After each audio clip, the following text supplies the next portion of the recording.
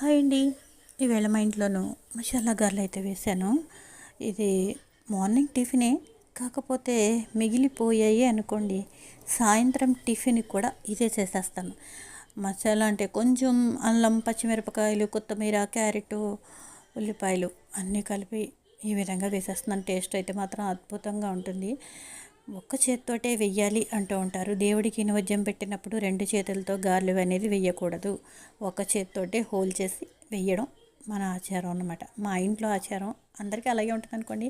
Plus ఏంటంటే గారెలు steam అయ్యే ఎంత బాగా రోస్టెడ్గా వచ్చాయి చూడండి.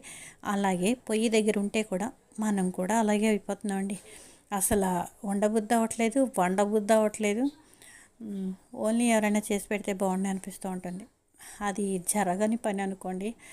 ఇదేంటి మా ఇంట్లోనూ వేడి వేడి గారెలు ప్లస్ అల్లం చట్నీ. నేను అల్లం పచ్చడి అయితే మాత్రం చాలా బాగా చేస్తాను అని ఓ పెద్ద పేరు ఉందండో నాకు. నచ్చిన వాళ్ళు చెప్పుకుంటారు అలాగా. అది